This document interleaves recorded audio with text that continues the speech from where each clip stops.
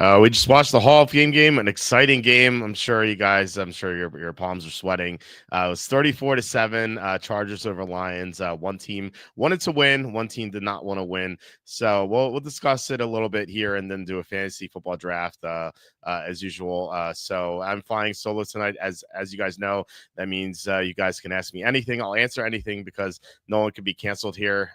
So yeah, please hit like, subscribe, comment below, share this video, visit the link in the description for the merch store. This is the walterfootball.com After Dark show for August 1st, 2025. And I'm wearing the Pedo Pete t-shirt.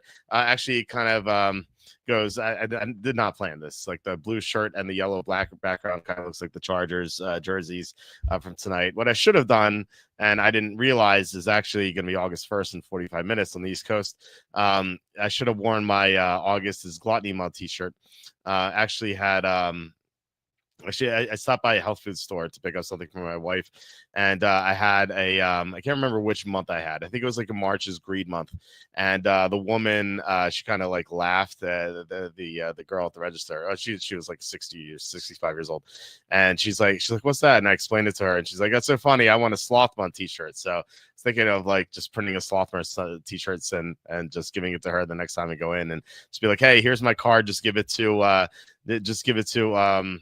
someone who likes football. So you can get this shirt as well as many others on the merch store. There's a 20% sale right now. Here's the Pedo P t-shirt. It's only $15, which, in this economy with all these tariffs, like, like inflation going crazy, Federal Reserve not doing anything about it. Like, it's a $15 is a good price for a t-shirt, and you can help the channel. It's a win-win.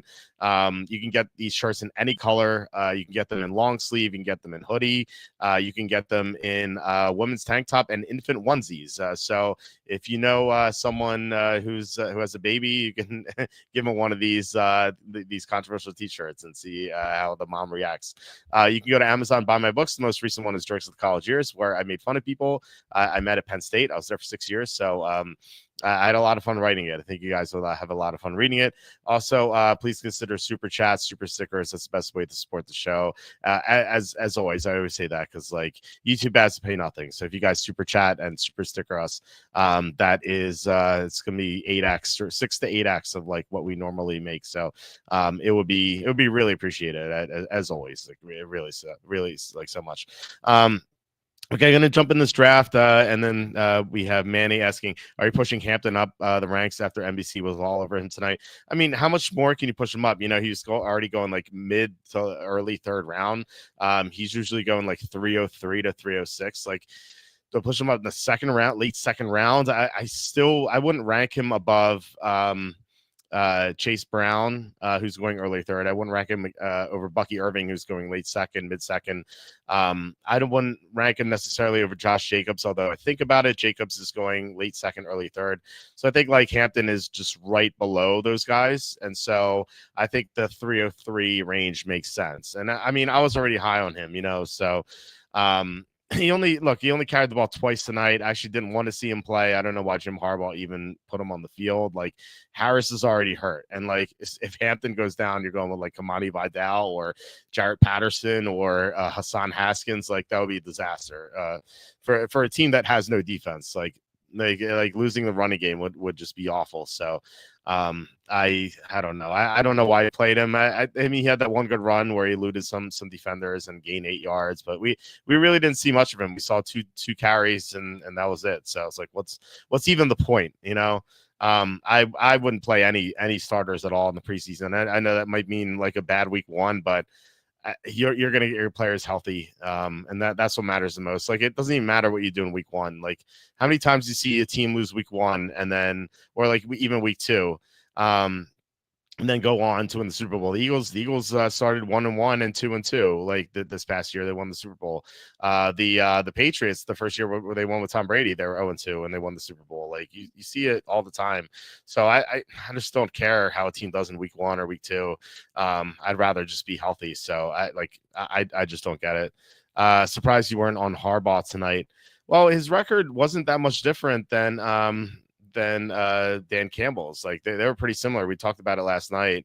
I know you said, Cassandra, that you stepped away at the end. Like, we had a question about that, and I looked up the records and they were pretty similar. So I don't know. I didn't know what to expect. Like, I mean, I knew Harbaugh was going to play some starters. I didn't know that he would go all out to win. So, I did feel foolish because, like, Kelly in Arizona, that Kelly Stewart, I think her name is, she's pretty big on social media. She tweeted out like a couple hours before the game. She's like, all I've seen are Charger tickets tonight. I haven't seen anyone on the Lions. So maybe I don't know. Maybe I just was a little lazy and not betting this game. I don't know. I just didn't see a coaching edge from the past results, but I don't know. I guess I clearly missed something. So hopefully that doesn't happen.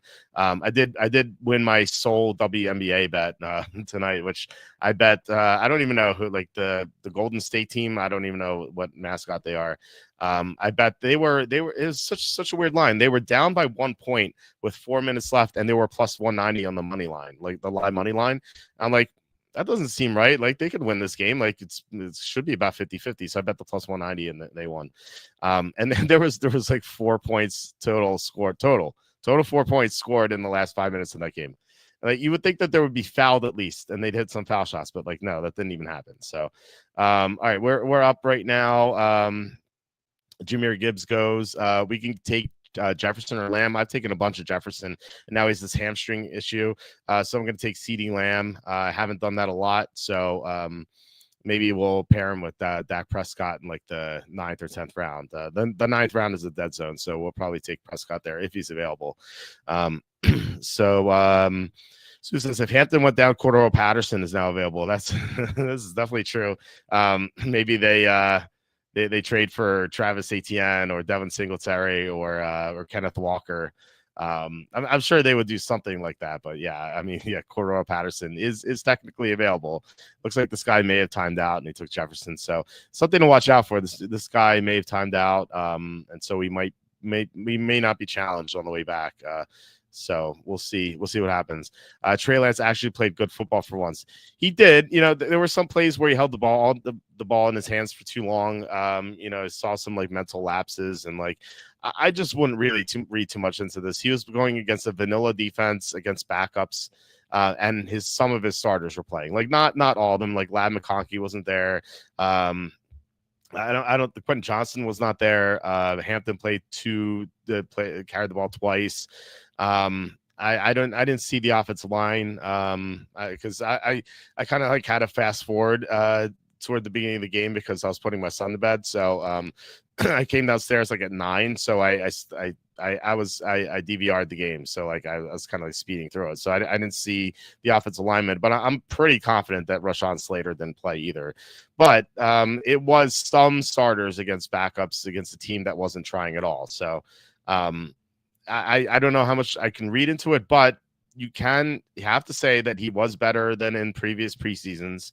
He had that one preseason game last year where he threw like 5 interceptions, or what was it, 4 or 5 interceptions?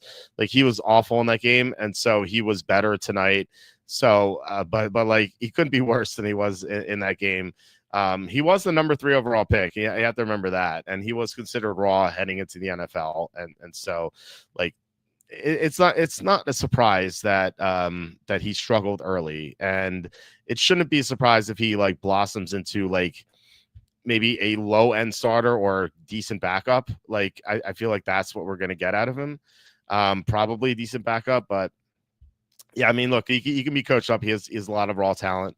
And yeah, I mean, look, I think that some team could eventually give him a chance. If there's an injury this year, like for example, if like Tua goes down, why not? Like maybe the Dolphins should pull the trigger on a trade or something for him. So all right, we're up in 1 pick. AJ Brown just goes, which is okay because I'd rather go receiver, running back. Drake London's there, and if this guy, okay, Tyreek Hill just went, so I'm on the clock. I could go with London. I'm okay with London. I love Bucky Irving, though. I think he's going to have an amazing season.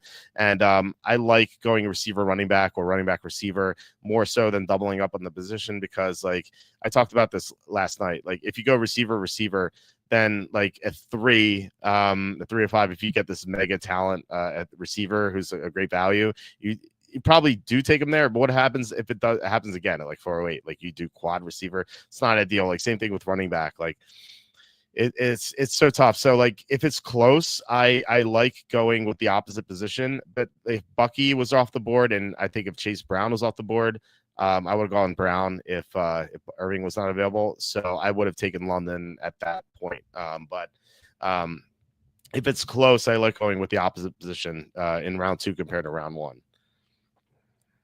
But anyway, Trey Lance was good tonight. He made some good plays. That the throw downfield to Keandre Lambert-Smith was awesome. Some negatives, like I said, held on the ball too much sometimes, but you could see the potential being there. And I'm really like disappointed in the Cowboys, which I guess I shouldn't be surprised because they were coached so poorly last year, and they will continue to be coached poorly. That they didn't give him a chance to go over Cooper Rush. It's like why are you starting Cooper Rush over Trey Lance? Like, you know what Cooper Rush is. The Cooper Rush is a decent backup. That's all he's going to be. He can never be better than that. Trey Lance can potentially be a starter, like with his talent. Chase Brown just went. Man, that sucks to be sniped by 1 pick. This is kind of a rough spot. Harrison or Jaxon Smith-Njigba is they're the top 2 choices. I'm going to go with Harrison because I've seen Jaxon Smith-Njigba fall to the mid-4th round. It doesn't always happen. It happens sometimes. So there's a chance that we could get both potentially. So I'm going to get Harrison right now, and then hopefully we get Jaxon Smith-Njigba. I'm not going to count on it, but there's a chance it happens for sure. I don't want to take a quarterback because round 4 is a dead zone for running backs and receivers, unless Jaxon Smith-Njigba or someone else falls to the mid-4th. But normally I go quarterback, tight end in round 4. It's just, like I said, dead zone for quarterback, for running backs and receivers. Love or Goff for 14 team. I'm thinking of backing them up with Trevor Lawrence. I would go with Jared Goff. I think Detroit is going to have a really rough year this year. Their offensive line looks bad in the interior. They lost their offensive coordinator, and this is going to be the first time Jared Goff is not playing under Ben Johnson or Sean McVay since his rookie year, which was a disastrous rookie year. Like one of the worst rookie years for a quarterback we've ever seen for Jared Goff. Like he was like historically like comparable to like Brady Quinn. Like that's how bad he was. And then like Sean McVay got the most out of him, and then Ben Johnson, and like this is the first time. And I mean, who knows? Maybe Johnny Morton's going to be pretty good as this new coordinator for Detroit, but I don't know. I wouldn't count on it. There goes Jaxon Smith-Njigba 404. So he almost made it to us. So I think it was the right decision. It was pretty close. In a world, in another universe, like there's a decent chance it would have fallen to us. So I don't mind like this sort of gambit if these guys are close enough. Like I actually think Jaxon Smith-Njigba is a little bit better than Harrison, but they're close enough. And like I think you have to try to like swing for the fences in these best ball leagues, because like that's the way you win $2 million. It's just kind of like high roll it and just hope for the best. And I was actually talking to Kenny about this. By the way, Kenny, for those of you who didn't see the video, Kenny and we did the show last night. We did a show on Fantasy Bus, and then like we signed off and did the show. And Kenny's like, I'm not tired. I'm like, oh, really? And he's like, yeah, you want to do a best ball draft? And so we did a best ball draft. He had the 4th pick, I had the 10th pick, and so we just drafted. And the 18th round came around. Okay, I think I'm taking Burrow because he's the only, or I could take Rashee Rice. That's kind of interesting. Yeah, maybe. I don't know. Maybe Burrow falls back to us. I'm not crazy about it. I'm kind of warming up to Rashee Rice in the 4th round. He might be. I don't think he's going to be suspended for that long. And I really do like Rice.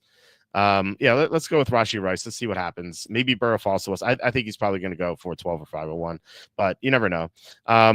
So 18th round comes around. Kenny drafts Andre Yoshevitz because he has Burrow, and then he looks at his phone. He's like, I got a text from my wife. She's having contractions, and so he's like, all right, I'm leaving.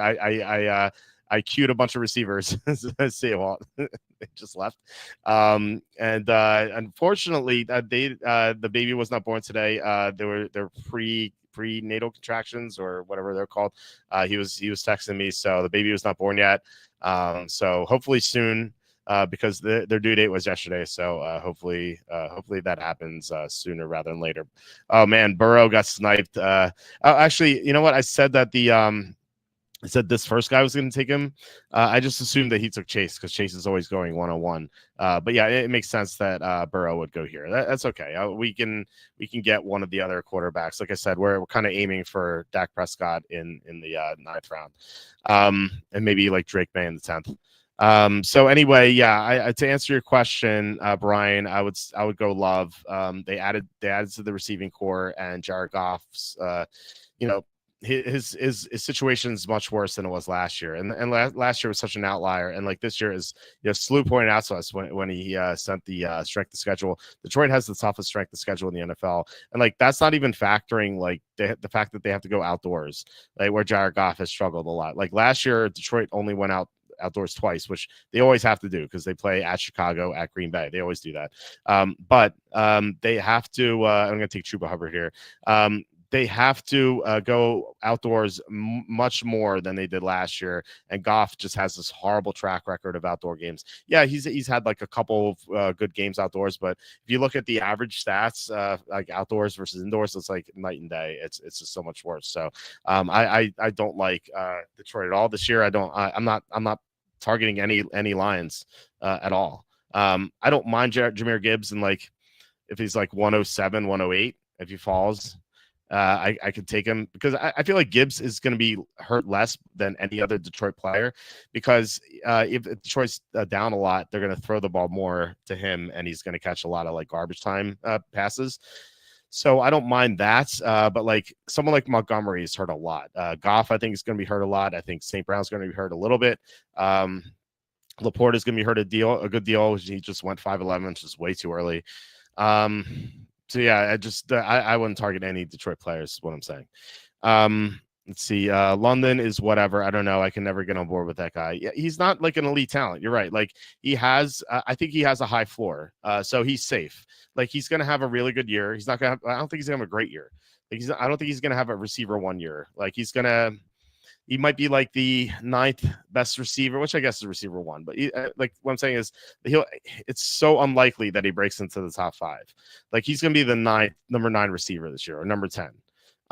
Or maybe like best case scenario, like 7th or 8th. Like he just doesn't have the upside to be this great receiver. So I'd rather have A.J. Brown. I'd rather have Bucky Irving. I'd rather have Chase Brown. I'd rather have Ladd McConkey.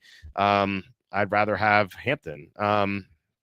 So those are all guys I'm taking over London. But I don't hate him though. Like he has a high floor. I'm going to start TreVeyon Henderson. I love Henderson.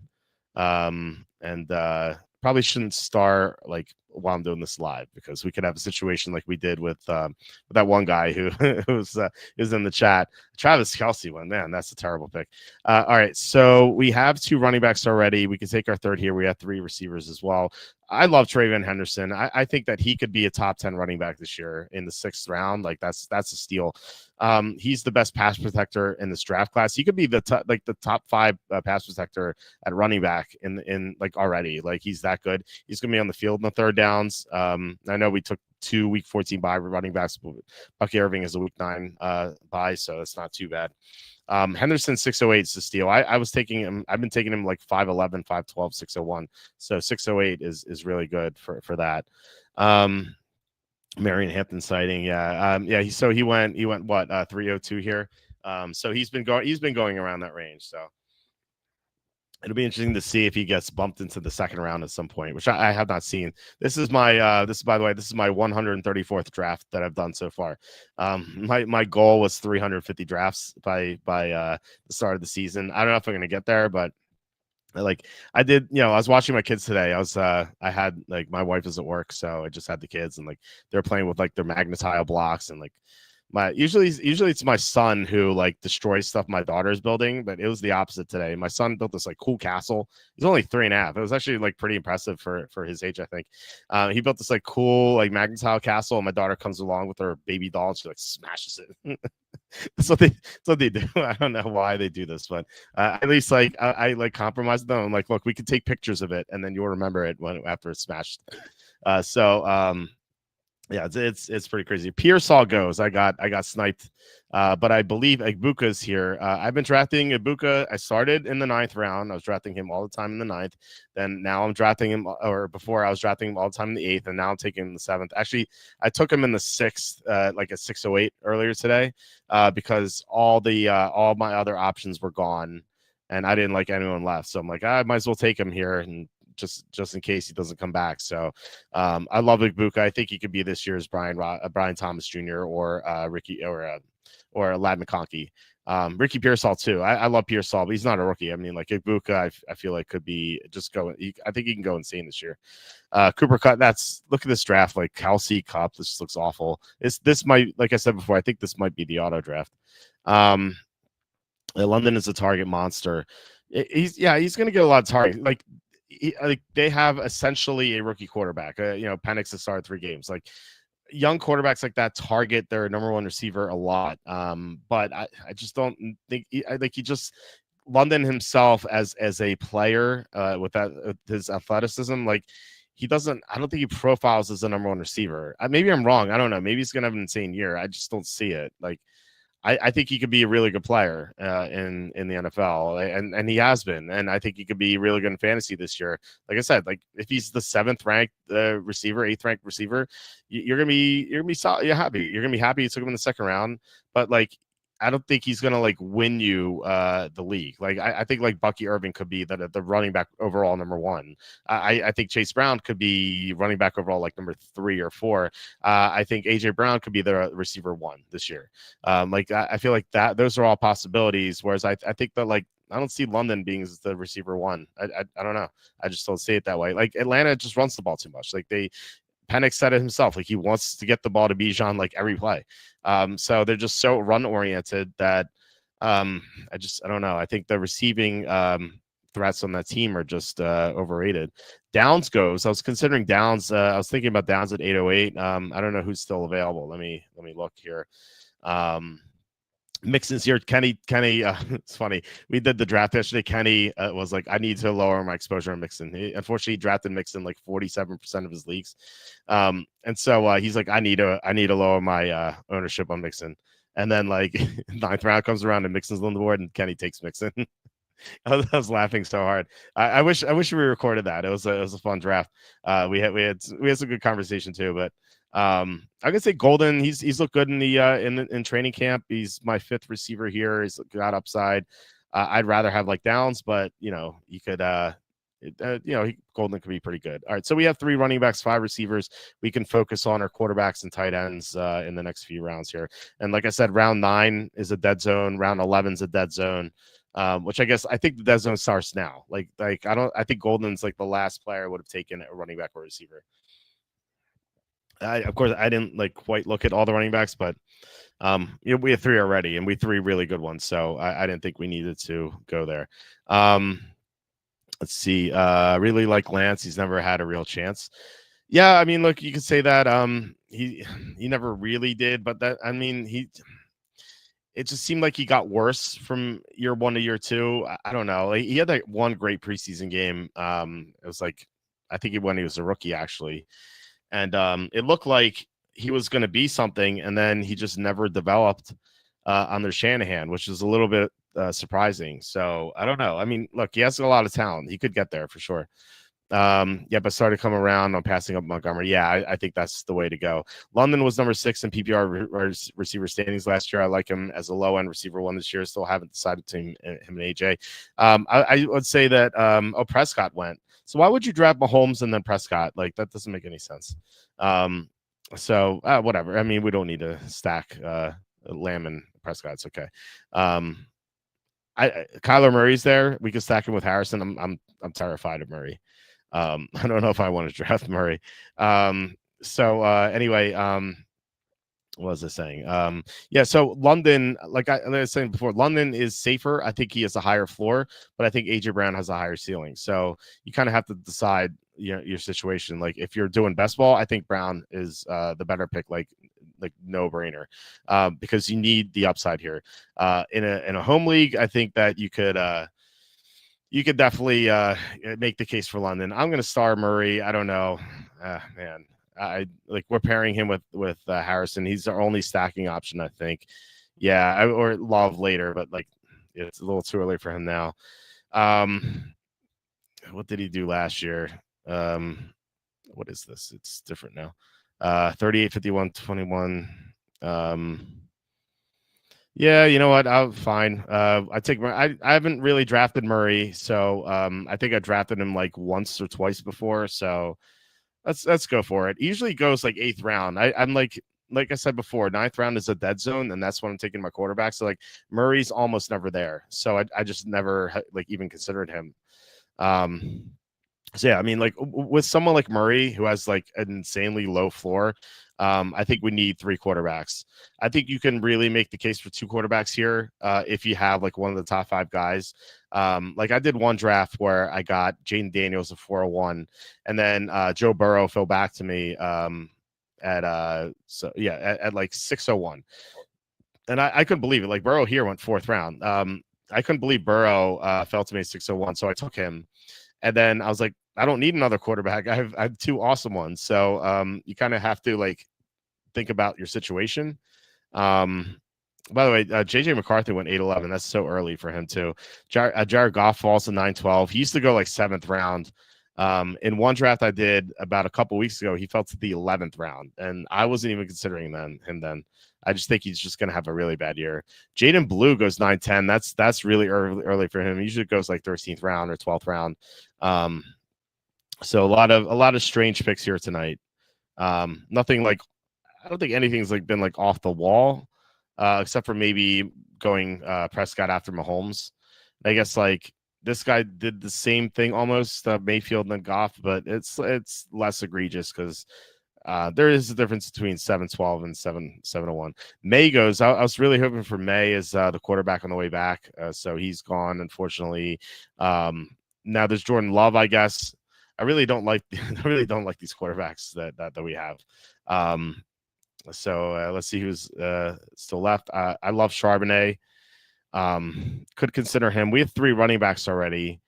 And I feel like even though Love's the top quarterback, he could fall back to us. I don't know. I like, even if we don't get him, it's okay. Like I feel like there's just better options. Receiver, there's Trey Harris. But Trey Harris played tonight. So did Keandre Lambert-Smith. Keandre Lambert-Smith was the better of the 2 receivers. Like Keandre Lambert-Smith caught a deep pass and he caught a touchdown.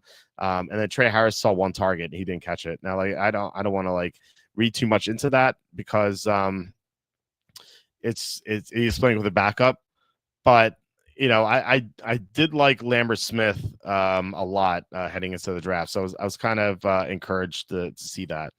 Yeah, you know what? I'm gonna go Charbonnet. I just think he's so much better, and I really like targeting Charbonnet because I think there's a good chance Kenneth Walker is gonna be traded. It's his contract year. They don't really need him because they have Charbonnet.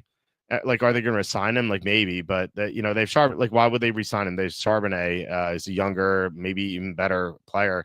And you know, given that Walker's in his contract year and like Seattle's not going to be good, they could trade Walker to a team. You know, like let's say like Dallas is randomly good for some reason, like they could trade him to Dallas, and then suddenly the Cowboys have a running game. Or the Texans, like if Joe Mixon can't return with his foot injury, maybe they'll be interested in Kenneth Walker.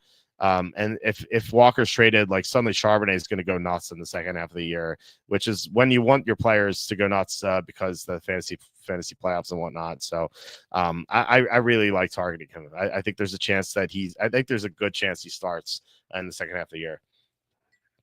So I don't know. I don't know what you guys thought of Harris versus Lambert Smith. I thought that was like Lambert Smith looked better. I know there's been a lot of hype.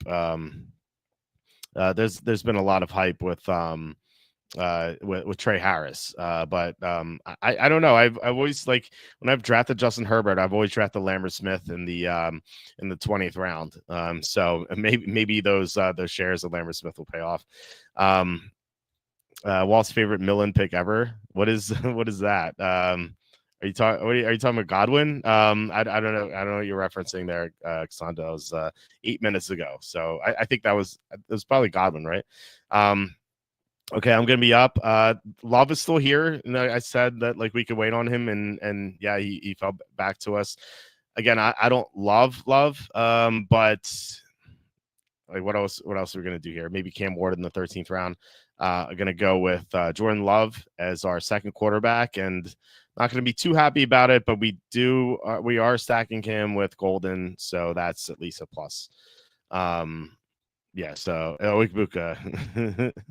Is that a million pick? Oh yeah. Okay, I see what you're saying. Because I gave them a million pick in my draft grades. Okay, that makes sense. Yeah. So it's the same thing as Penix, right? It's the same thing as Jalen Hurts. Like they gave Carson Wentz an insane contract. 2 months later, they draft Jalen Hurts in the second round. Falcons give Kirk Cousins a $100 million contract. 2 months later, they draft Penix. The Buccaneers, they re-signed Godwin for $60 million. 2 months later, they drafted Ibuka. And like every occasion, at least not with Ibuka, we don't know that yet, but like every other occasion so far, the pick has looked terrible because it was illogical. But it was illogical because the first decision was that bad. And it's like the team kind of understood it, and they kind of, I guess, like you could say they realized that their sunk cost, which is a good thing. You don't want to compound mistakes. So they realized their sunk cost, and then they made up for it. So I can get behind that. I think that that's a good thing to do. So while it looks stupid, like they should be penalized in some way, like grade wise. Whether it's the draft pick or the decision they made earlier. So like, yeah, giving Wentz all that money was dumb. Giving Cousins all that money was dumb. And I think giving Godwin all that money was dumb because he had 4 injuries on one play and he had 2 surgeries this offseason and he's going to be 30 soon. There's just so many red flags with him. So it just makes so much sense that they went with Ibuka at number 19 overall. So yeah, it was a million grade. It's funny that like I love it so much now, but I think it makes sense at least. So anyway, so I'm looking at I think we need a tight end. We don't have a tight end yet. And there's one guy I have in mind. I don't want to mention him because just in case someone's listening. Never mind. There goes Tucker Kraft. I was thinking about Tucker Kraft because we have Love, and I was like, oh, it'd be pretty cool to stack Love with Kraft as well as Golden. But Kraft goes off the board, of course. It feels like we've been sniped a lot in this draft. It's just like it's just one of those things that just doesn't go away. And this is what I was talking about with Kenny last night. Like we were just chit-chatting like while we were drafting, and like Kenny did not have a draft that he liked at all. Like he went no running backs in the first 6 rounds because like he kept getting sniped left and right. Like he got sniped in the first round. Barkley went 1 pick, and of course Kenny's an Eagles fan. Barkley went 1 pick before him in the first round, and then AJ Brown went 1 pick before him in the second round. All right, well let me make my pick here before I continue. I don't want Kincaid, maybe Ferguson, I guess. I mean we have to start Garendo, right? It's Ferguson's there. Do we wait on Garendo? You know what? I want Garendo here because these other guys were not drafting running backs recently. Look, there's no Green here except for Mason.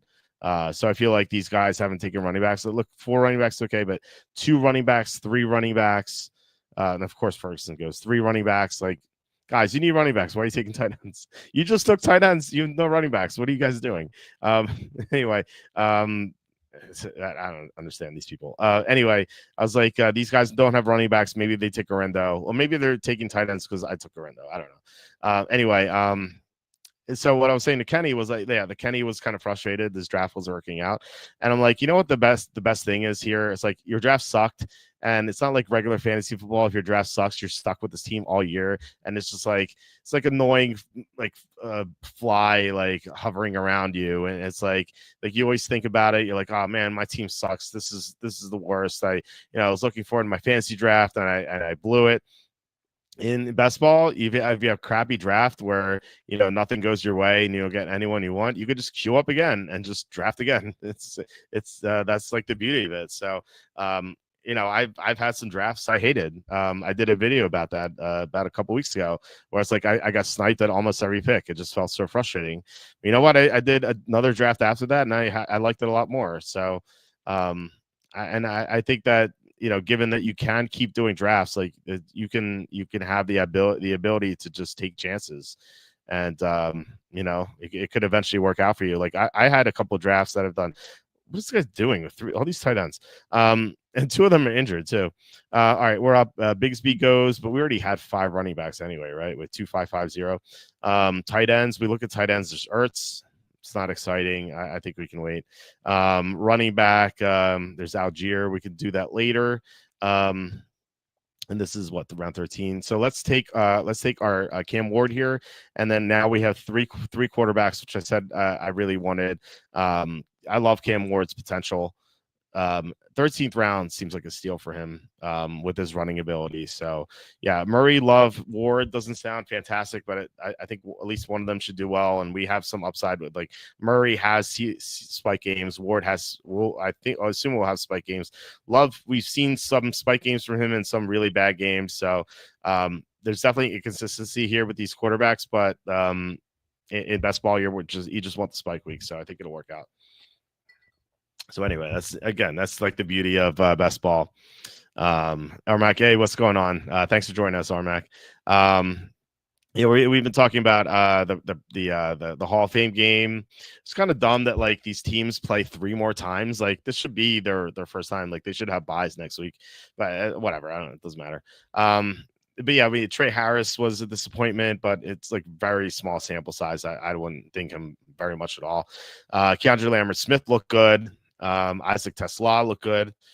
But like Tesla's at least buried on the depth chart, whereas Lambert-Smith has a chance to be the number 1 outside receiver. Like Quentin Johnston's there, Trey Harris is there, and then that's it. Like Mike Williams retired. So you have McConkey in the slot, and then it's like wide open on the outside. Lambert-Smith looked really good tonight, but again, small sample size. So like next week it could be Trey Harris going off. So we'll see. I just think that like it makes like, I think the only takeaway is that like if you draft Justin Herbert, then try to take Lambert-Smith in the final round, because Trey Harris, you can't do that with Trey Harris. He's going earlier. You can't do that with Quentin Johnston. He's going earlier. Where'd Johnson go, by the way? Was he drafted? Yeah, he went 1102. So you can't do that with those guys because they're going 10th, 11th round, but you can do that with Lambert-Smith because he's falling. And I think he has a lot of potential. He has good speed, and he's a good blocker too. And I think Jim Harbaugh should value that, like, as an old school coach. All right, so we have 3 quarterbacks, 5 running backs, 5 receivers, no tight ends. Let's look at tight ends. Gesicki's definitely is stock down with Noah Fant joining the team. We can take Algier and just solidify running backs. I kind of like that decision. Yeah, I think that's what we're doing. We're going to go. Oh, never mind. Algier just went. So we could go Wright or Braylon Allen. Let's look at the bye weeks. So it's 9, 14, 14, 8, and 14. So just no 14s. So 12 and 9, and I guess 5 too. Let's go Jalen Wright, I suppose. I'm pretty close on them. So yeah, so we solidified our running backs. I think we have 3 really good ones. The 4th one who could go insane this year, and same with Garendo. So like these 2 guys, hey, they could both go off. Like it's Walker's traded, Charbonnet's going to go nuts, McCaffrey goes down, Garendo's going to go nuts. These are like 2 potential league winners, and then Wright, with Achane's injury history or his brittle stature, you could definitely see him go off too. So I like our running backs. I don't think we need to draft another one. So that position is done. Quarterbacks are done. We need at least 1 more receiver, right? We need 2 more receivers, so we only have 5. I think you need at least 7 receivers in this format. So we need at least 2 receivers, and we need 3 more tight ends.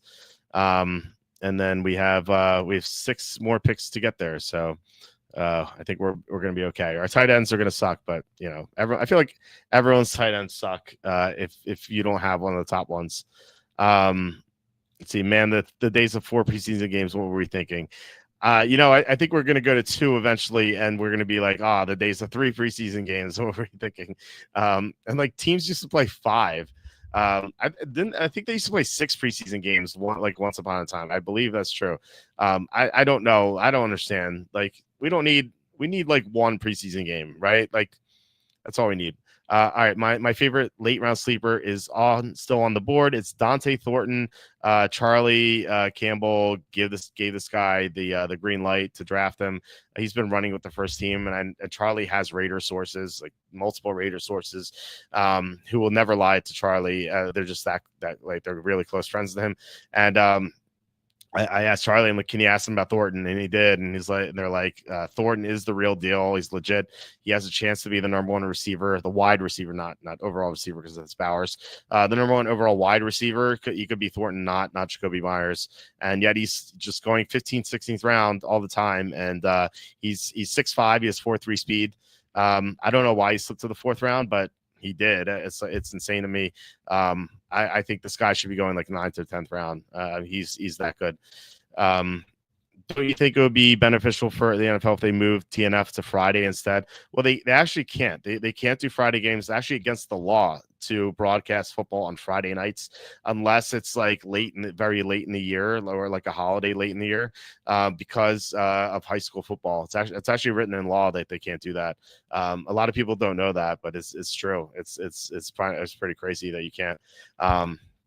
So yeah, they can't do Friday night games. They get away with the opening Friday night game because it's in Brazil. It's not in this country. So maybe that's like a way to get around it. But like for them to do Friday night games all the time, they'd have to go to different countries to do it, or they'd have to get the law changed. So it's kind of pretty crazy if you think about it. Being a Bronco fan, Troy Franklin in the 20th round is a steal. My prediction. Okay. Why is that, Armac? I feel like Pat Bryant is the way to go, but if you can tell me on Troy Franklin, I'm all ears. All right, we're up in 2 picks again. We're up in 1 pick now. I think we're set on. We have 3660. And these tight ends don't excite me. We can get these guys in the next round. There's Pat Bryant. I'm going to star him, but maybe I won't take him because you're going to sell me on Franklin. Shipley is really interesting. I love Shipley. Saquon Barkley had this like very extensive workload last year, and if he goes down, like it's gonna be the Shipley show. Like Shipley's really good, and he's gonna take over the Gainwell role, so he's gonna be on the field. We're gonna go Shipley. And then, we are officially done with running back. So, yeah, we need 1 more receiver and 3 more tight ends, and we have 4 picks to get there. So those are our picks: 1 receiver, 3 tight ends. I think we're going tight end to kind of close out this draft. Pat Bryant just goes right there. I kind of interested to hear about this Franklin thing because I hadn't considered him at all. I haven't drafted him like 1 time. So, and I haven't really seen him get drafted. So I really want to hear about it. So I think the team's pretty good. Tight ends suck, but tight end's like a weird position anyway. I was going to consider Waller just because like the upside, he's going to play like 5 games this year, but they're going to be 5 good games.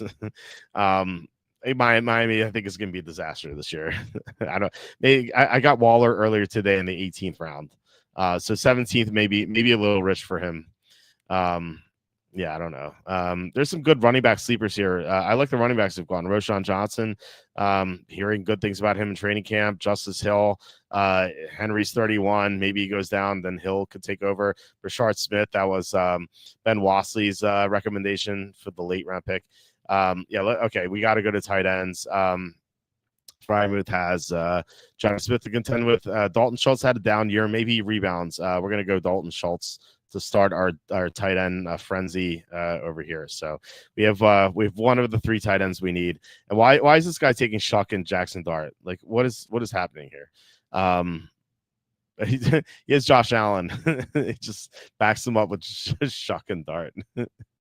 I actually think this guy's auto drafted anyway, but it's just like I don't know. It's so weird, so random.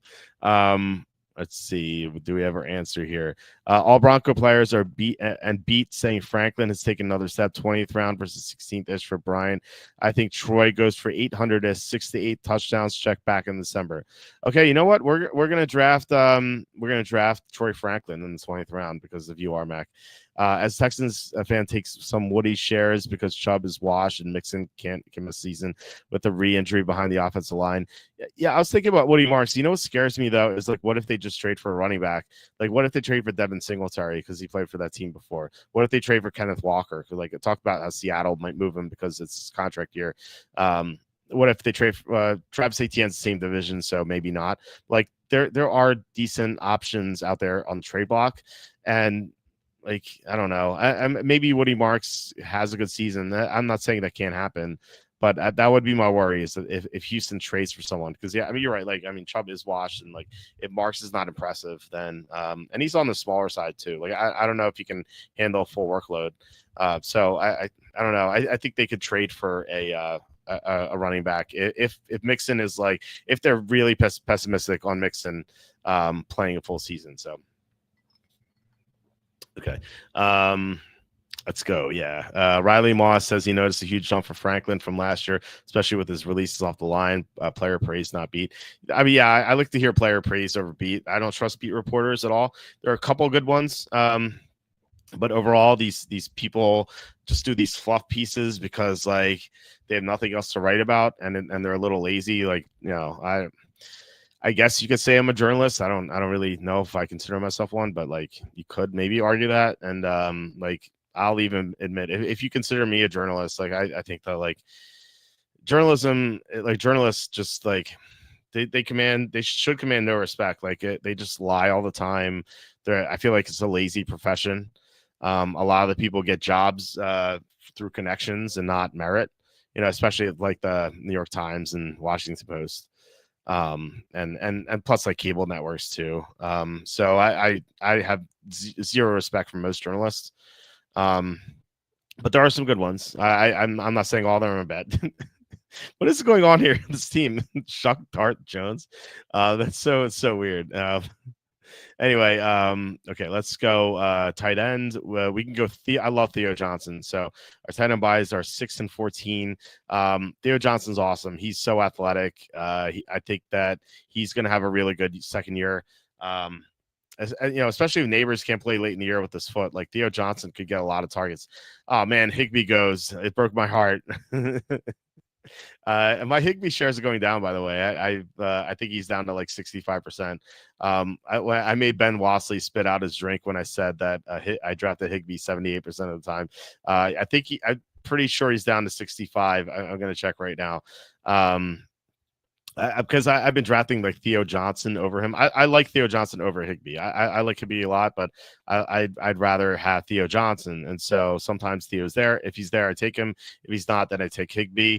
Yeah, Higbee's down to 64%. So we're moving down a little bit away from Higbee. Although I still really like him. Like nothing's changed in my opinion.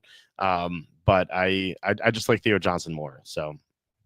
I just like it's the price on Higbee. He's like 19th round most of the time. It's like a no brainer. Like he's gonna have a good year. It's not gonna have an amazing year, but he could be tight end 11 or so, or tight end 12. I think he's like I think he's my 11th ranked tight end if I remember correctly. I'm not like quite sure about that, but all right, we're gonna draft our last tight end, and I think it might be the other tight end for the Rams, Ferguson. I think Ferguson's more for next year. Like this is probably Higbee's final year with the Rams. Yeah, it's either Ferguson or Gray. Ferguson I think has more upside, and Gray is safer.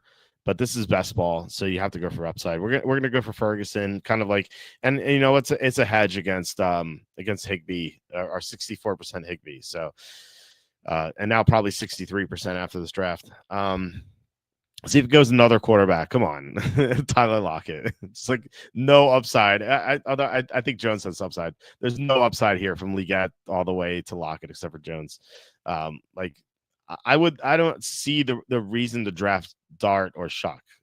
Like what are they going to give you? Like 10 points in a game or something? Like it's pretty brutal.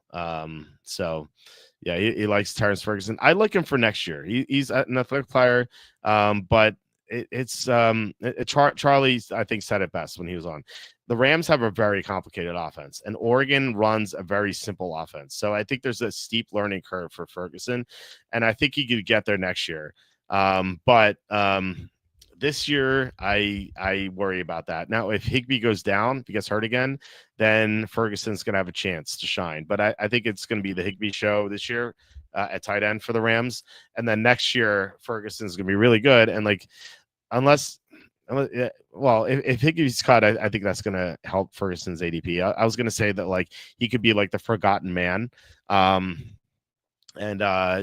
just because like he's getting a little hype this year, not too much, but like if he does nothing this year, people could kind of forget about him because he's not going to be a rookie anymore. And like people love to people love to hype up the rookies. And yeah, I mean, rookies can be league winners. We saw it last year with Brian Thomas Jr. and Ladd McConkey and Bucky Irving. Like those guys are all league winners. And I think there is something to that because a lot of rookies go later than they should. Thornton, for example, Igbuka, for example. But like some rookies just go way too early. And then like when someone's not a rookie anymore and they didn't have a good first year, I think people kind of like forget about them. Yeah, I think that he could maybe fly under the radar next year. Although, like I said before, if Higbee gets cut or if he leaves via free agency, then like it's going to be obvious that Ferguson's the guy. So we're going to see if Franklin is the pick here. RJ Harvey's going way too early. I agree. I don't understand that at all. And I don't get that at all. It's multiple running backs. Like Sean Payton loves multiple running backs. We're going to start a new draft. I'm going to sign up for a new draft because this is the 20th round. So if this doesn't fill within like 10 minutes, then we'll sign off. But I think it will. These $20 ones fill pretty quickly. So we'll do 2 drafts tonight, and then we'll sign off after this next one. I think we're getting our guy Armac. I think we're getting. I want to see who this guy takes.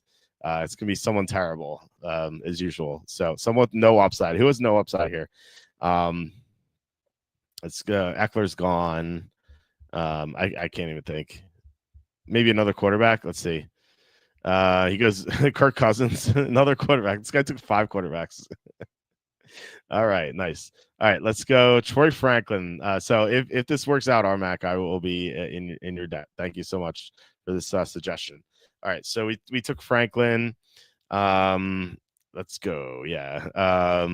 Let's see. Okay, so let's see. Yeah, we're okay. So that worked out perfectly. So we're up in 140 here. Let's talk about would you like to see more first touchdown bets? There's always a profitable value in those with incorrectly listed lines. Yeah, I think the boss. I think we could do that for sure. I do think that there is an advantage there.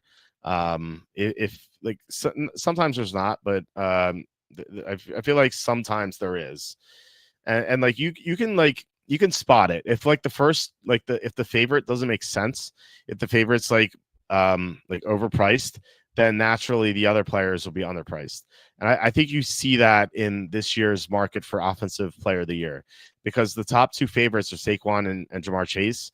And Barkley had this big workload last year. He's going to get fewer touches, and there's a chance that he might get hurt. And then Chase is probably going to be on a losing team that doesn't make the playoffs, so he's not going to get it.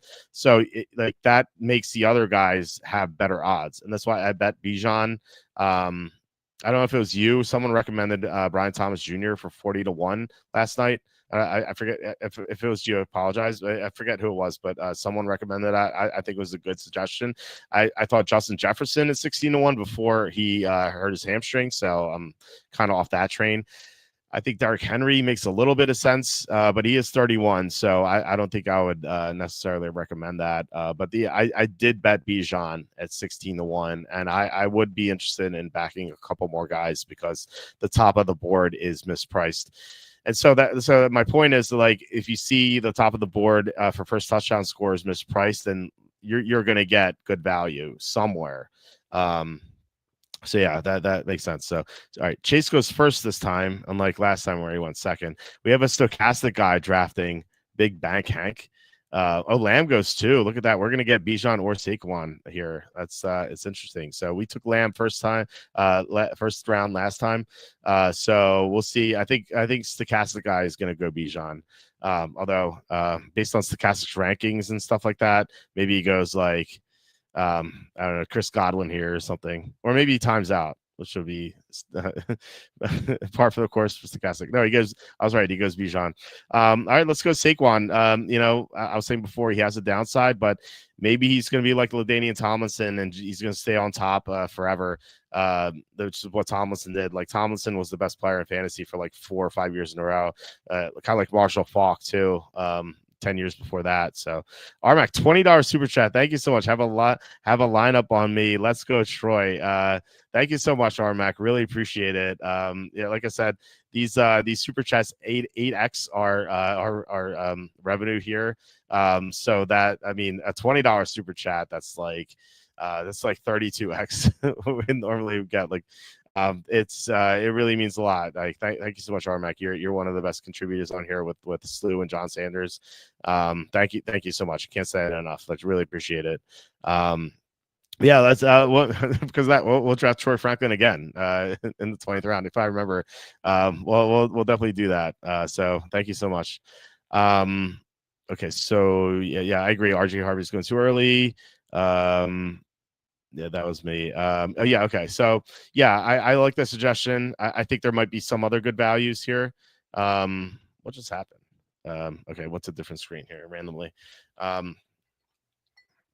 Brian Thomas Jr. goes 107. That's the earliest I've seen him, and I kind of like it. Again, 40-1 offensive player of the year. It makes sense. I think he's going to be a monster. Think about like what he did late last year, and just to remember, it was from Mac Jones. I feel like there's a lot of points left on the table with Thomas last year, and now you have Lawrence being healthy. You have an upgraded coach. I think the ceiling's so high for this guy. It's insane. Like I remember him entering the NFL, and I was like, I think this guy has an like unlimited upside, but he's raw. And so I was like, I think first year he may not do much, and then I was like, okay, second year, I had in the back of my head, I'm like, second year after he does nothing in his first year, second year, I'm definitely going to target him. And then he just went nuts in the second half of his rookie year. Like it just earlier than anticipated. Like he was just so good. So yeah, I mean, this is I mean, he's gonna be great this year.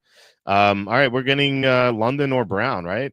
We could take Irving too. We can go double running back, and I assume that we can get either.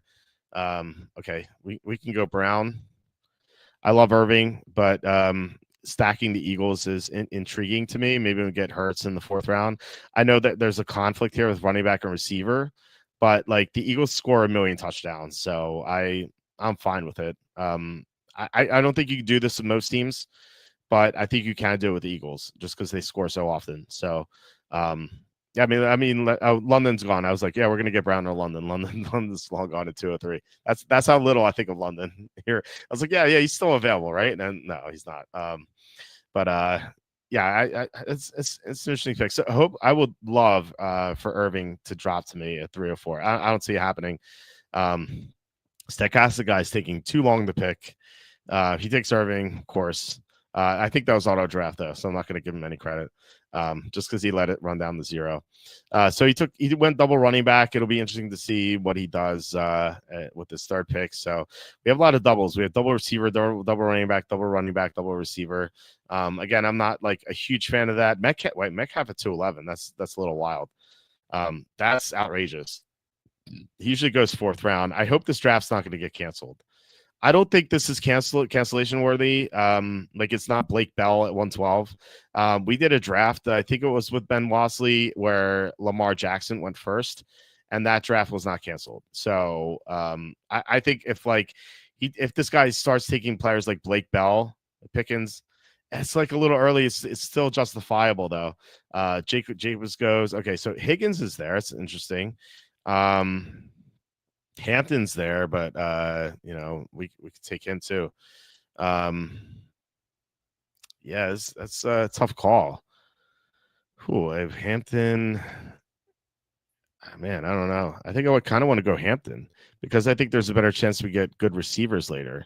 Yeah, let's go Hampton. I think we can get a decent receiver, and I think at 409 I want to go Hurts if he's there. It's funny. Jackson Smith and Jigba goes 305, and last draft he went 404. It's pretty wild that this contrast. But yeah, I do like. I think Hurts at 409 makes sense, and then 504, someone like Calvin Ridley. And yeah, I like the receivers in the 6th to 8th round range a lot more than the running backs there. Although Henderson is someone I want to look at 609 potentially. So we got him what, at 608 in last draft? Let's see. It was 608, right? Yeah, 608. So if he falls 608, he can fall to 609, obviously. Yeah, I would love to get Henderson as well. And then we just go mostly receivers. Higgins falls to 310. I have not seen him fall that far. So this is what I'm talking about. Like, he went St. Brown London, and then he got this amazing value with Higgins at 310.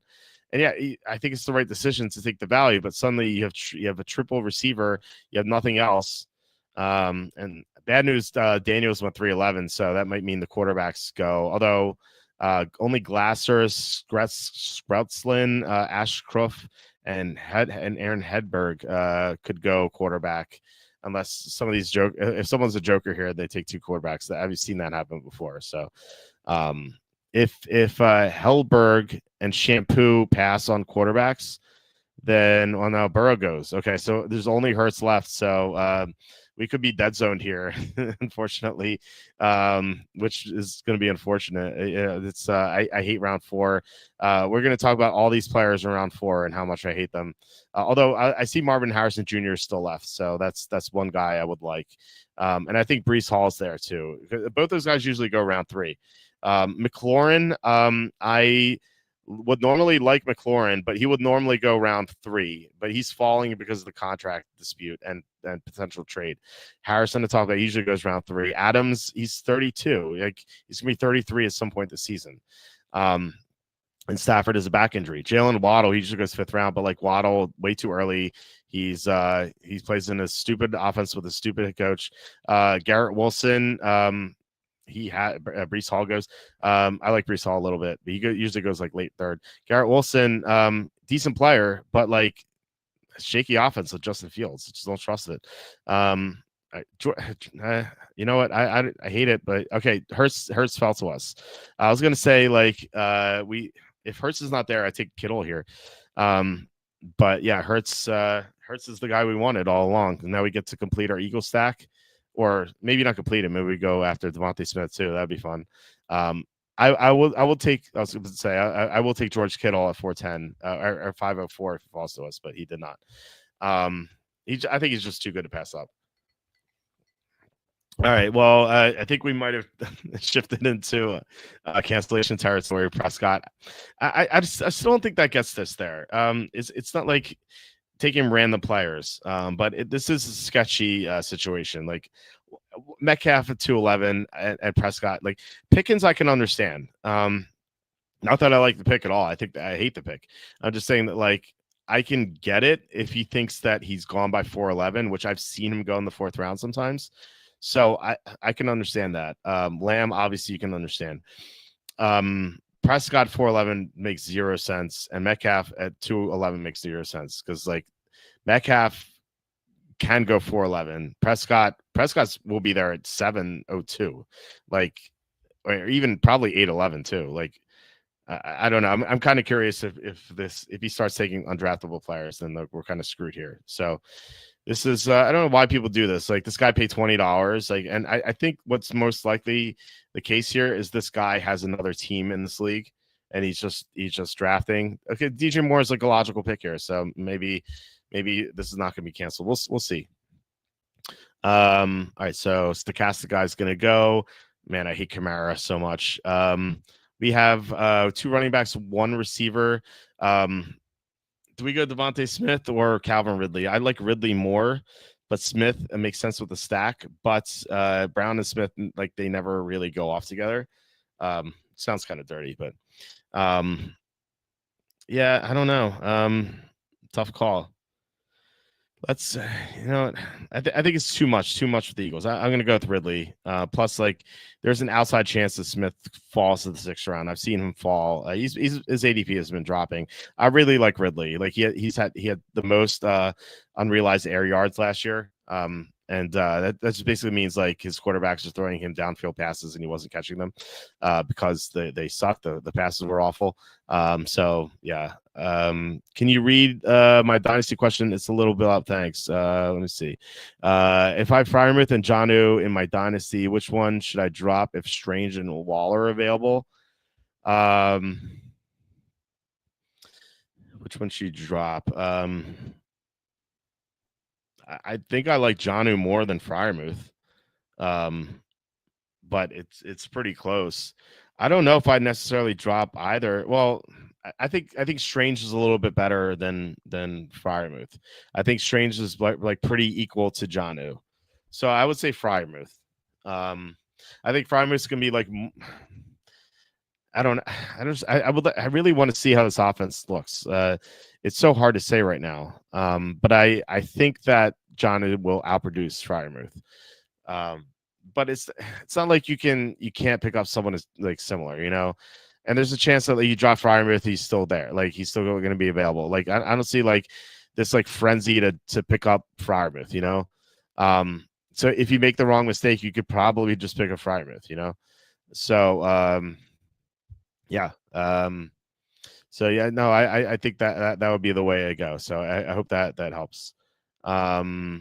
Let's see here. Something that caught my Mostert first touchdown is 20-1 and 2 touchdowns is 40-1 based on Genty starting slow.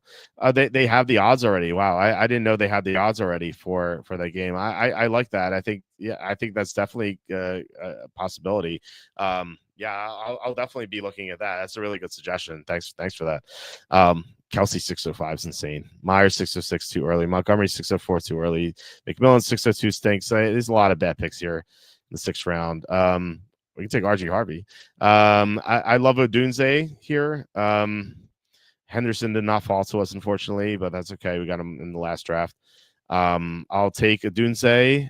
And yeah, I mean, I think if you were in this draft, I think you would have gone top 6, probably.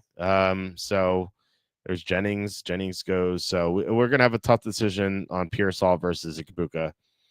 It's a tough. It's like picking the favorite of 2 kids. Like, do I like my son better or my daughter better? I don't know. I can't answer it. Do I like Pearsall or Ikabuka better? I don't know. They're my 2 highest drafted receivers, like by far. Or actually not by far. Thornton's like creeping up there too. I always hope in these situations like someone makes the decision for me, so I don't have to decide.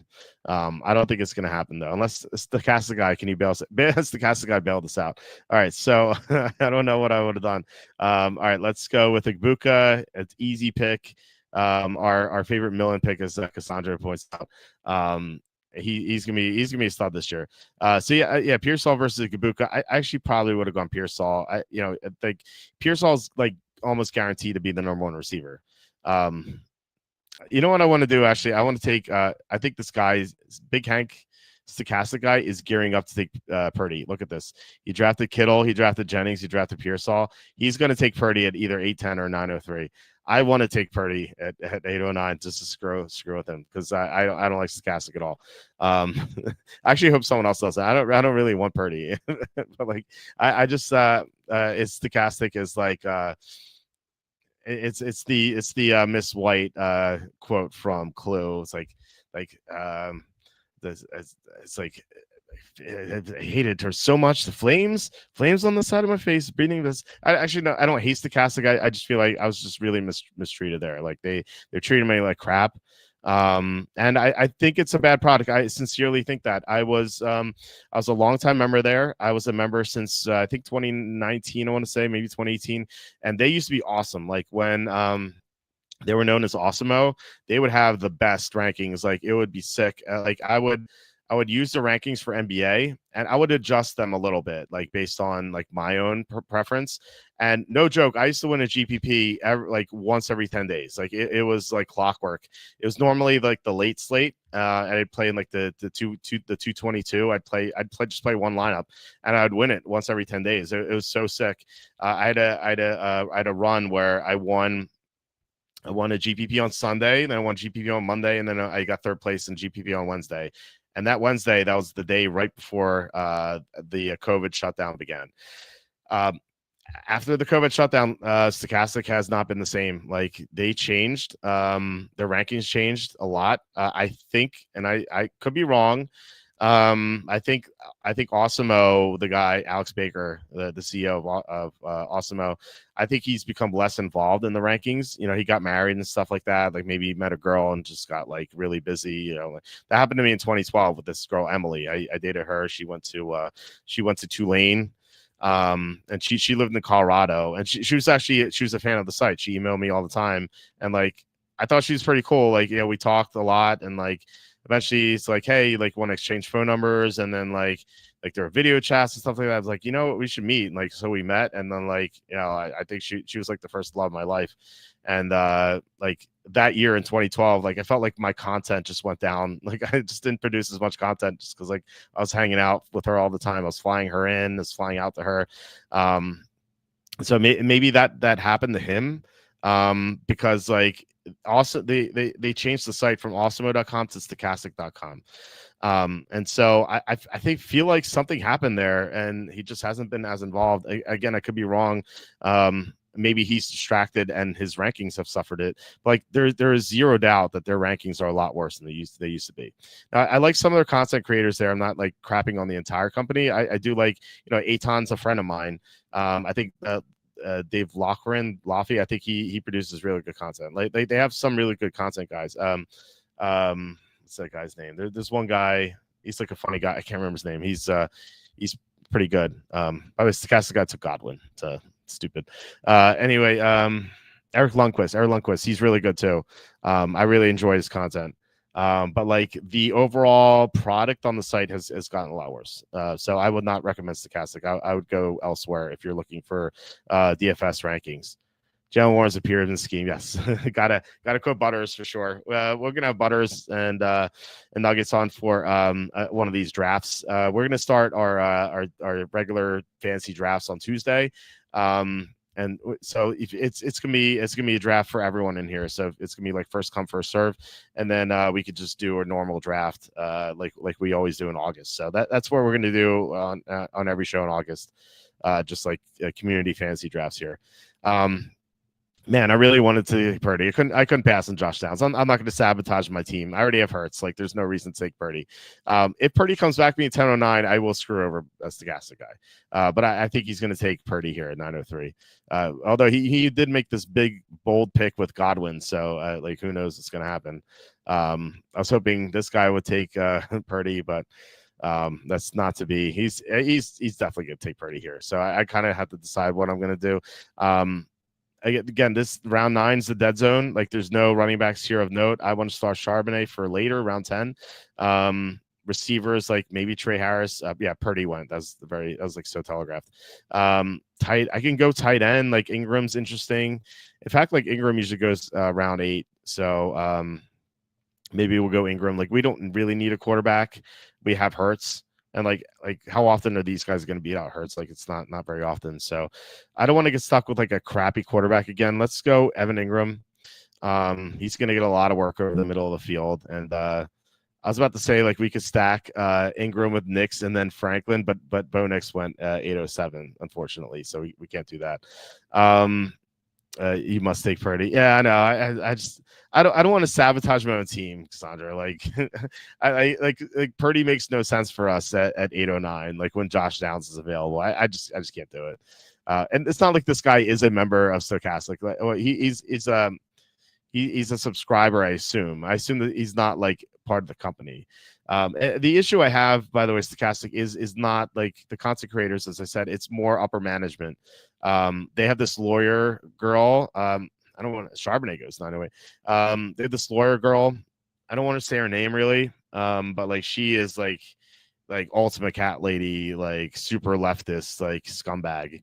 Um, and so she kind of like led the charge against me being like treated like so poorly. Like they try to like take money away from like referrals I made. Like they try to like steal like 4 figures worth of money from me. Like it was bad. And like I had to like we negotiated, and they gave me some money back. So like I won't go like all out. If they never gave me money, I would like definitely make everything known. But yeah, maybe one day I'll talk about like the whole thing and like how it went down. But it was ridiculous. So it just a really terrible people at the top there. But again, I like the content creators. Nothing wrong with the content creators there. Well, there are a couple of guys who kind of suck. Like Josh Engelman, I think is garbage. I think he's a terrible human being. But most of them are pretty good. Let's see here. Love that pick. Bo is going too damn high. Yeah, he's going a little F the left. Yeah, absolutely. Yeah. I mean, they're the upper management stochastic are like California liberals. Like they all live in California. When I had my initial meeting with them, I heard that the CEO, the other CEO, there's 2 CEOs there. The other guy that I was talking to, I never talked to Alex Baker. I talked to the other CEO. He is like, oh, he lives in California. That's what I was told. Like Eitan told me. I'm like, oh God, here we go. And then like their lawyer girl, she's from California. And like I was on a Zoom call with, like 4 people from California. And I was like, well, I'm going to be working these people. I should probably watch what I say. You know, I assume they're going to be leftist. And I was right. They were all leftist. So yeah, it was, I normally like speak my mind, but like on that call, I was like, all right, let me not ruffle any feathers here. We need a quarterback, a number 2 quarterback. I love Drake May. Let's go Drake May. We don't even need to stack him. It's like the old rules, like with Josh Allen. I feel like Drake May is gonna be the same. Like, who do you stack Josh Allen with? The answer is Josh Allen. That's it. You don't need to stack with Josh Allen with anyone, because his best games are when he rushes for 2 or 3 touchdowns. I think May's gonna be the same. Like his best games are when he runs in for 3 touchdowns. So I don't like. I sometimes take like Kayshon Boutte in the 20th round. Sometimes take like Hunter Henry in the 16th round. But I think he could stack with Henderson, because Henderson's going to catch a ton of passes. So like the Henderson's obviously going earlier. So I have stacked that, but that's incidental. It's not like I take Henderson. I'm like, oh, I need to take May. It's just like I incidentally get both of them, and I'm like, oh, cool. I stacked May. Yeah, I just did that just by accident. Okay, so what's our breakdown here? We have 2 running backs, 2 quarterbacks, 5 receivers, 1 tight end. McCarthy's really interesting. I like Kraft too. We can like this can be the opposite. We're gonna have like 2 good tight ends. Judkins, Stevenson, none of these running backs beside me. Obviously Guerrero, but he's 12th round, not 11th round. Quentin Johnston, maybe. I don't know. We have 5 receivers already. We don't need a 6th. So it's between McCarthy and Kraft. I think there's a chance that Kraft falls to us in round 12. And we already have a tight end, and we need a 3rd quarterback. Let's go. Does McCarthy make sense buy wise? 9 and 14. Yeah, it does. Let's go McCarthy, and we have 3 really high upside quarterbacks, and we're absolutely done with quarterbacks here. So, I love our quarterback room. Like Hurst goes down, or he has a couple of bad weeks. Like one of May or McCarthy's going to go nuts. So yeah, I think that's it looks pretty good. Really like our receivers: Brown, Ridley, Adunze, Ibuka, Downs, Barkley, Hampton. As long as like Harris doesn't return, like that's looking great. We need more running. We only have 2 running backs, so we need to go like heavy running backs starting in round 12. And I assume I guess we are definitely taking Guerrero if he's there. But yeah, I'm stuck in California. Help me, Walter. I don't know what to do. Like, like, what do you want me to do here? I wish I could help you out. Why are you stuck in California, and like, what's your situation? And like, what area of California? Hopefully it's not like San Francisco, which is like disaster proof filled area, you know? But yeah, I mean, yeah. So let me know why you're stuck there. At least you get good weather, right? I don't know. Is it worth it? Like probably not, right? Like you pay such high taxes, and you live around so many stupid people. There are pockets of red areas in California, so it's not all bad. There's a lot of farmland. Kraft just went. So I don't know. I mean, yeah, let me know why you're there. Your weather's great. Yeah, I'm in a red area, thank goodness. Okay, Temecula. I don't know if I'm saying that correctly, but wife is from there. Okay. Yeah, I get it. Look, oh no, Guerrero went. Draft's over. Cancel the draft. It's done. All right, we can recover from this. Quentin Johnston's still here. That's interesting. But we need running backs badly. We only have two. So we have Samson, Davis, Blue. And Bigsby. I like all four. Who do I like more? We have a week 9 running back, so maybe not Samson. Plus, he plays for a bad team. Let's go Ray Davis. If Cook goes down, he will be awesome, but he could be the goal line back anyway. I know Cook scored a bunch of touchdowns last year, but Ray Davis profiles as a better goal line back anyway. All right, well, all three went. We still have Bigsby potentially, so hopefully we get him, but there's still some good running backs too. If Quentin Johnston falls to us at 1304, I don't know if I could pass up on him. Burden goes, but it really depends on who's at running back too. Like I will take Bigsby over Quentin Johnston. If Bigsby's gone, then I'll go Quentin Johnston, and if both are gone, Cam Ward's here. John Smith went, so we can get one of them. So I am going Bigsby over Johnston, and so we're going to take one of these players, whoever Stochastic guy doesn't take. But who knows? He may opt for someone else. Okay, he goes Jordan Ford. That's a bad pick. Yeah, let's go Bigsby. We don't really need another receiver. We need more running backs. So even though Johnston's higher rated, I think Bigsby, and that's definitely Kenny approved. Kenny loves Bigsby, and I'm kind of jealous at Kenny's ownership of Bigsby. He's drafted Bigsby in like 46% of his drafts. So I wish I was there. I wish I was that high. I was a little skeptical because they have 3 running backs, but Tootin's hurt, and ATN sucks. So it's I think it's going to work out for Bigsby. Chris says the majority of California is conservative, at least per the Lyft driver I had a year ago. It's anyone and everyone around the major cities destroying the state. Yeah, you know what I heard a saying that was like every state is red. It's just a matter of how big their big blue cancerous blobs are. The blobs being the cities. So yeah, no, I mean you're right. Like the most of the area map is definitely red. It's just the weirdos living in the big cities, which I hate big cities. I live right outside of Philadelphia too. Like I can go, I drive 20 minutes down I-95 and I'll be in the city. Well, downtown city. I mean, I can walk down the block and I'll be in Philadelphia. At the bar we used to go to every night is technically in Philadelphia. So those are the days. I used to like Friday nights, Saturday nights. I used to just get dressed and meet my friends at the bar. I used to walk. It was a 10-minute walk. It was so nice. And then as long as it wasn't raining or anything, I'd go to the Wawa, which is right across the street from the bar. I'd get a sandwich and bring it back. And like one time it just hit me.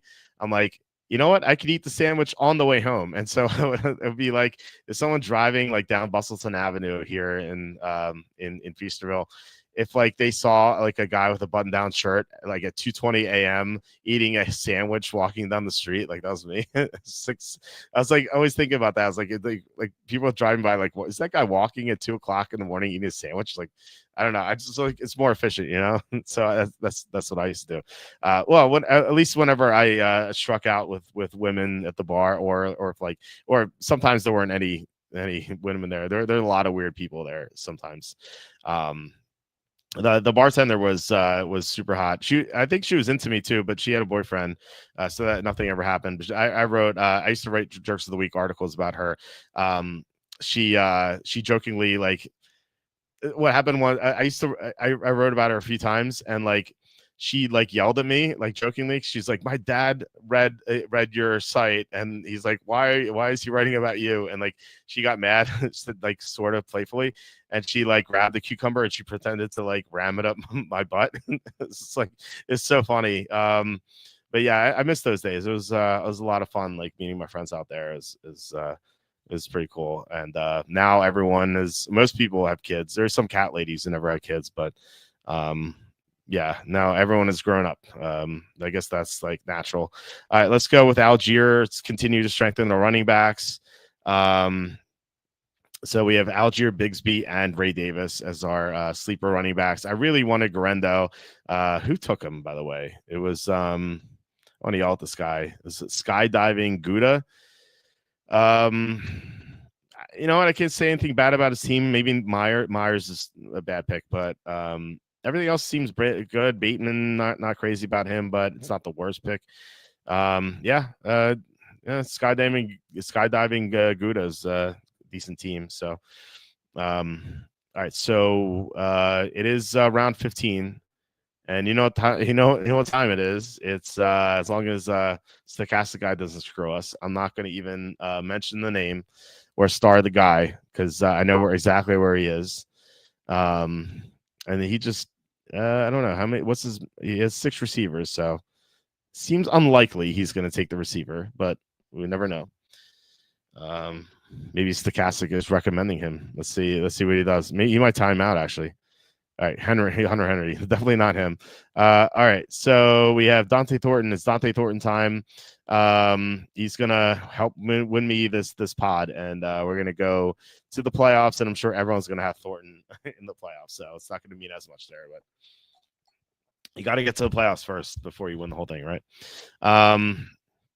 Let's see here. You leave the coast by 15 minutes. It's major red. Yeah, I mean that's what I've heard. It's a shame that there's so many illegal immigrants there that kind of skew the voting blocks and whatnot, or naturalized like illegal immigrants who are naturalized. That's what happened in the 80s. I should add that Lyft ride was in California heading back to the airport, not just some random driver. Okay, nice. Yeah, no, it's I don't know. It must suck, but you do have great weather. I'll say that. I've actually never been to California. I almost went for the Super Bowl, but I don't know. I decided not to. My cousin lives in California. She's actually 2 days older than me. My mom and her mom were in the hospital at the same time back in 1982. But yeah, she's born 2 days before me, and we were close when we were young. But as she moved out to California, so like I haven't seen her in like 20 years. But she always used to joke when I was a kid. She'd be like, "Ha ha, I'm 2 days older than you, ha ha." And then like now I'm like like the turntables have turned. I text her every day 2 days before my birthday, August 4th. I text her. I'm like, haha, I'm 2 days. I have 2 more days of. I'm 42. I'm gonna be like, haha, I have 2 more days of 42, and you're 43. So it's funny how the turntables turn. But yeah, we used to be so close, like growing up. Like I joked around we were like twin cousins because like we're 2 days apart, and like we were like inseparable. We were like best friends. But yeah, she moved out. She's actually married to someone who on Law and Order, I think, or CSI, one of the CSIs, I think. She's married to one of the actors on CSI. CSI New Orleans, or I'm a bad cousin. I don't remember. But her husband was like, he's been on like 8 seasons of the CSI show. But yeah, all right. Jack Besh went for some reason. He's terrible. All right. Running back, do we have Shipley here, but we have Barkley, so it's not great to draft a handcuff, but I will start him if we don't find anyone better. We don't need a quarterback. These tight ends suck. Receiver Pat Bryant's kind of interesting, although we're going to draft Franklin.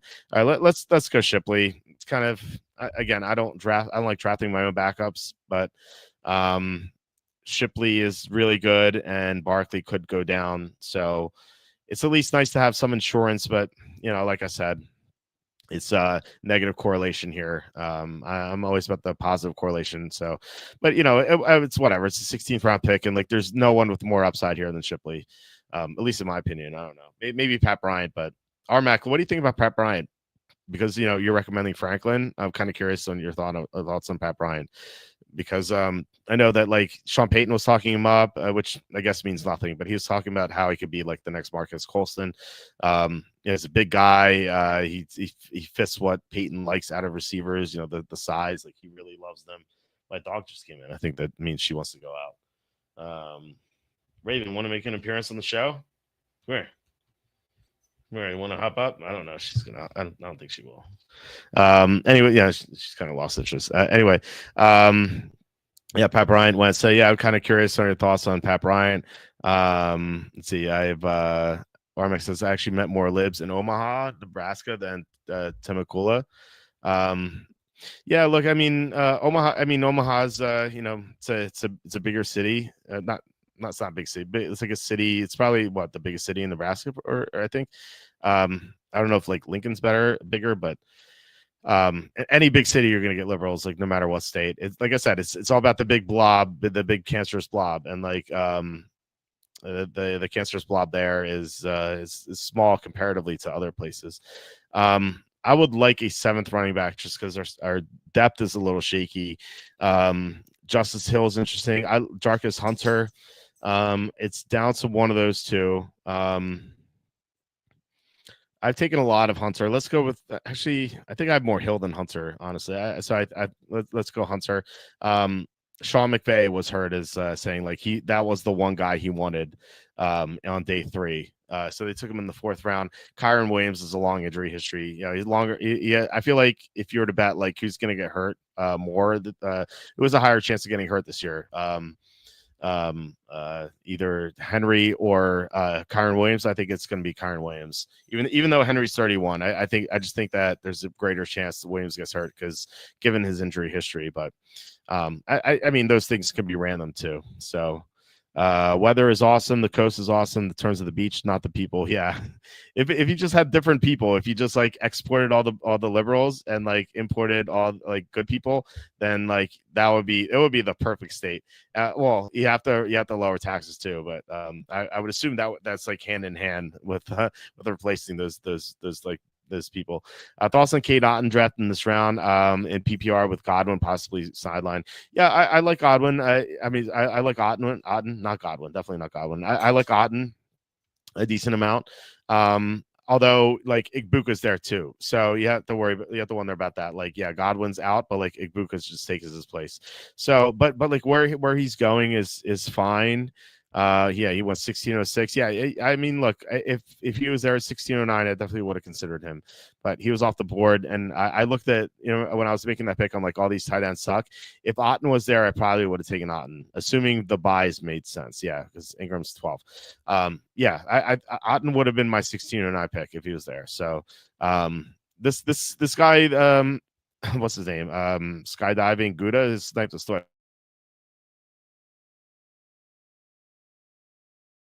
Man, I feel like I got sick from the plane ride to Las Vegas. There's like a woman with like 5 kids. It's brutal. Yeah, there's normally I don't. Higby just went. I normally don't mind like babies crying on planes because I had to recently, I think. So I'm kind of used to like babies crying. I don't mind it. There was on the plane, one of the kids. This one had 5 kids. And one was a baby, and like no joke, this baby, like he screeched like a falcon, like when he was crying. Like honestly, I thought there was like a falconer on board who had a falcon. Like that's what it sounded like. I was like, this is such a weird noise for a baby to make. Like it didn't sound like a baby crying, it sounded like a falcon screeching. And that was like, I normally don't get annoyed by anything. Like that was kind of irritating because I was like trying to write. And I heard this like like behind me because like they had 2 rows because like her husband was in the row behind us. And like it's like this falcon screeching behind us the whole time. I was trying to write jerks of the week entries. And by the way, I wrote 12 jerks of the week entries on Las Vegas. It was a crazy trip. It was 19,000 words, like half my book. It's insane. I could like double it and publish it as a book. But no, it was so she had 5 kids. I think one of them was sick, like one of them was coughing like the entire time. And of course that was the one kid in my row. So I feel like I caught whatever he might have had. It's not too bad, but it was just like this lingering cough. It's just annoying. By the way, this woman had the most snacks I've ever seen in my life. Like she pulled out like a bag of Doritos, like whatever. Then she put out a bag of sour cream and cheese Ruffles, and then she pulled out these Welch's fruit snacks, and then she poured out these Oreos, and then she pulled out these other cookies, and then she pulled out brownies, and then she pulled out there's something else. There's some other chips. Like it's like bag upon bag upon bag. Like I've never seen someone bring so many snacks on board. And like, yeah, I get she had like 5 kids, but still, like it's only like a 5-hour flight. It's not like a 12-hour flight where you're gonna get hungry. Like I feel like you could survive without all these snacks. I don't know, whatever. I don't want to like hate on too much on that, but I was like, I just thought it was a weird thing. Like why do you have so many snacks? Like I don't think you need this many. Yeah, anyway, the Falcon kid was so annoying. It's like, every time it's like It's like come on, man. They just cry normally. They make the screech like a falcon. Anyway, that was I don't know. It was a good trip. Made a lot of bets. Met up with Andy. Andy, by the way, Andy's gonna flip flop with Evan this year. Evan used to be on Tuesdays. Andy used to be on Thursdays. They're gonna change. I'm taking Theo Johnson. So Andy's going to take over on Tuesdays, and Evan's going to be on Thursdays because Evan has obligations Tuesday night, so he can't do Tuesdays. So, or any of the kids Tyreek Hill's always a chance, at least one of them. Well, it didn't look like Tyreek Hill, I'll say that. But yeah, you are right. Like there could be a Tyreek Hill situation. You never know how who he impregnates. But yeah, that is something you definitely have to keep in mind. If one of them looked like Tyreek Hill, I would have been really suspicious. But no, it was. I think it was definitely the husband who was in the background. By the way, like very very strange behavior from the husband. Like my wife would have never let me get away with this. Like this woman is, like I said, she had 5 kids, and granted one of them was like a teenager. Like, but still, her husband, like he ordered some alcohol and then he passed out while like this mom was like concentrating on like wrangling the kids and like nursing the falcon kid. I don't know if that was my wife and like if we had 5 kids, like we have 2, and like my son's getting up there. He's gonna be 4 soon, so like you don't have to worry about him too much. But if we had 5 kids and like I drank on the plane and passed out, I think my wife would ever speak to me again. I would hear from her. She's like, "Why'd you let me do everything on the plane?" I don't know. I somehow, and she didn't seem too mad at him when they got off the plane because I was right next to them when we were waiting for our bags. Just seemed like they were like talking normally. So Mason Rudolph went 1905. Why? Mason Rudolph. What is that? Like why would you pay $20 and draft Mason Rudolph? Oh, this guy's auto drafted, but still like why was the auto draft taking Mason Rudolph? Do we have ADP here? Does it say? I don't think it would say on the phone. By the way, Keandre Lambert Smith went 20. Keandre Lambert Smith definitely made an impression on this guy at least. Clips Crutro. Yeah, he made an impression. So yeah, you know what? We're gonna take Franklin here, and I like the pick a lot. Not just because of what Armax said, but because of what Mike Lucine said the other night, where in the 20th round, you kind of want to draft players, and maybe in 19th round too. Like you want to draft players who are not drafted at all.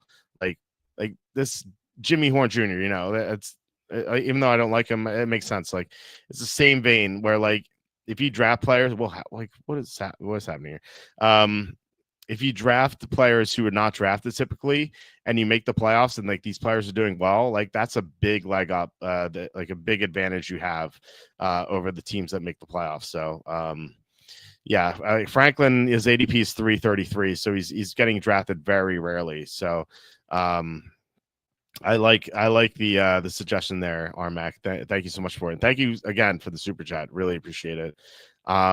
But yeah, we're 2 picks away. He took Brandon Cooks, our stochastic guy, took Ray McLeod and Brandon Cooks at the end. Not great picks at all. He took Tyler Shuck for no reason.